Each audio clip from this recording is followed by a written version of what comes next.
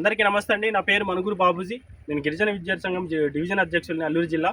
మరి కుంతుర్ల పంచాయతీ కిండలం బొడ్డపుట్టు గ్రామం మాది. సుమారుగా ఈ రోడ్డు చూస్తూనే ఉన్నారు. సగంలోనే ఆగిపోయినటువంటి కట్టి ఈ బ్రిడ్జి సుమారుగా మాకు 2018 సంవత్సరంలో శాంక్షన్ అయినటువంటి రోడ్డు ఇప్పటి వరకు సుమారుగా ఒక 6-7 సంవత్సరాలు అయిపోతున్నా కూడా ఇప్పటి వరకు పూర్తి కానటువంటి పరిస్థితి ఉంది. మరి దీనిపైన అనేక మార్లు అధికారుల దృష్టికి తెలియజేస్తాం. అధికారులు కూడా వచ్చి వెళ్ళిపోవడమే జరిగింది తప్ప కనీసం రోడ్డును పూర్తి స్థాయిలో చేసేటువంటి పరిస్థితి లేదు. మరి ఒక 6 నెలల ముందు రోడ్డు అనేది సగంలో ఇప్పటి వరకు చేసి వదిలేసి మరి ఇప్పుడు ఇక ఆపేసి ఉన్నారు.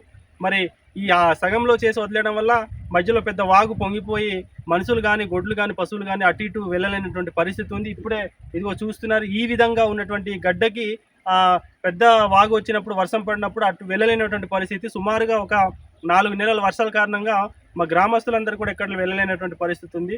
మరి దీనిపైన అధికారులు మరి స్పందించకపోవడం అనేది మాకు చాలా బాధాకరమైనటువంటి విషయం. మరి గతంలో 2000 మరి అంటే గత ప్రభుత్వం వైసీపీ ఉన్నప్పుడు మరి మీకోసం అదే స్పందన కార్యక్రమంలో ఒక 4 సార్లు ఇచ్చాం. అప్పుడు కూడా ఎటువంటి స్పందన లేదు. మరి ఇప్పుడు మీకోసం కార్యక్రమంలో కూడా ఒక 3 సార్లు ఇచ్చాం. అయినా కూడా ఈ రోడ్డు అని కానీ, బ్రిడ్జ్ కానీ పూర్తి స్థాయిలో మాకు చేసి పెట్టడం లేదు.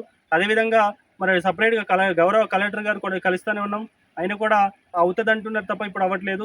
కాంట్రాక్ట్కి కానీ, జేఎల్ గారు కానీ ఫోన్ చేసి మరి విషయంని తెలుసుకుంటుంటే ఇంకా బిల్స్ పడట్లేదు అంటున్నారు. 2018లో శాంక్షన్ అయినటువంటి రోడ్డుకి ఇప్పటి వరకు బిల్స్ పడకపోవడం ఏంటని చెప్పేసి గ్రామస్తులందరూ కూడా ఆవేదన వ్యక్తం చేస్తున్నాము.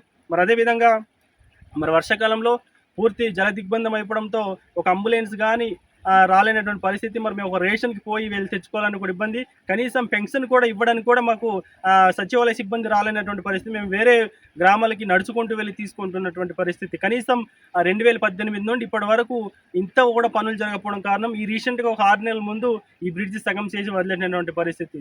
మరి ఇంత ఇబ్బందులు పడుతున్నప్పుడు మరి ప్రభుత్వాల దృష్టికి తీసుకెళ్ళినా కూడా ఎందుకు ఇంత నత్తనడక పనులు సాగిస్తుందని చెప్పేసి మా గ్రామస్తులందరూ కూడా మేము ఆవేదన వ్యక్తం చేస్తూ ఉన్నాము. కాబట్టి గౌరవ కలెక్టర్ గారు, ఐటీడీఏ పిఓ గారు, సంబంధిత అధికారులు మాకు తక్షణమే రోడ్ అనేది ఏర్పాటు చేయాలి.